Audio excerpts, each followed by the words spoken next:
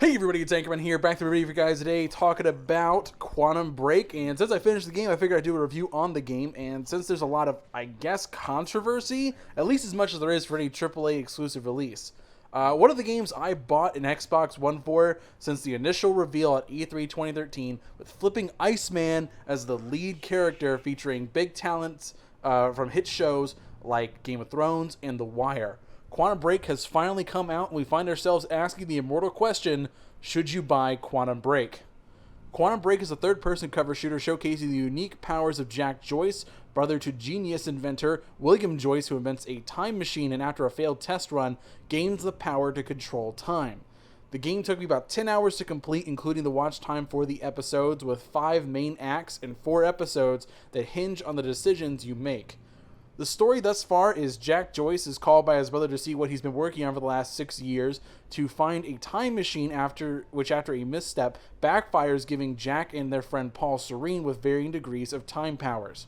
Where Jack gains abilities to stop time in pockets, run at super speed and such, Paul gets all that and the ability to see the branching consequences of his decisions. So it's a race against time to stop time from ending after the quantum break resulting from the experiment. In terms of gameplay, Jack's portions are your standard cover shooter, except without blind fire or a snappy cover system, but with stellar time powers. Each power has a separate cooldown which prevents you from only spamming one power, and forces you to perform combos of your powers if you want to survive. It felt so cool to time dash around the battlefield, watching enemies get confused looking for you in the time ripple that allows you to go all Matrix-like and shoot a guy in slow motion. The powers feel great, but I feel like something was missing, like a final power to tie it all together, but I just couldn't pin down what exactly. And the problem is that you get all your powers by the second act, and nothing really new comes up for the rest of the game. Paul Serene's portions occur after an act, when he has to make a decision that changes certain factors of the story. For example, the first decision is Paul having to choose to either kill a witness and take a hardline approach that will result in public backlash, but prevent the witness from helping Jack. Or Paul can blackmail the witness to smear Jack as a terrorist and bring the public on their side, but Jack will receive help from a resistance member in return. It's a tough choice that results in certain characters appearing and acting differently depending on the choices you make. I find this to be an odd choice because thematically they make a big point of saying that the past can't be changed and everything is set, so having Paul make these choices means that the future can be changed based on your decisions, and you can go back and after the game and replay with a slightly different timeline. The story as a whole is pretty good and has a starting point for the franchise, and believe me, they set up for a sequel. It's not the best story ever, but they pulled off a pretty good time thriller and didn't really leave me asking too many questions in terms of plot holes. The graphics in this game is a bit of a mixed bag, and because the character animations are extremely amazing and did not look like canned animations like most games, and the lighting and effects look great and the settings are awesome, but there's a few Remedy style choices I absolutely hate.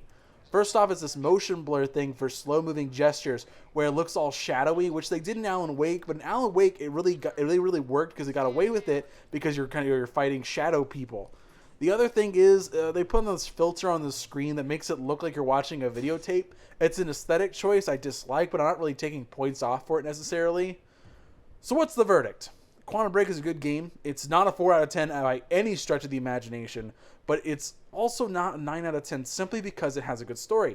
There's a lot of things that are just padding or feel tacked on, like narrative collectibles that just pad out the runtime because you're looking for these little story bits, or the blatantly tacked on upgrade system that you don't even really need to succeed.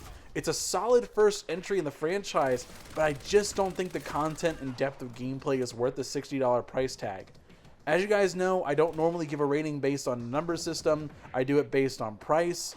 The story is good. The gameplay, when it allows you to open up, is a great baseline to build upon. But the lack of content, or rather depth, doesn't really justify the $60 price tag. If you find the game on sale for about $30, you won't be disappointed and have at least 2 good playthroughs to look forward to. Anyway guys, this is Anchorman signing out. Hope you guys have a great day, and I'll see you guys later.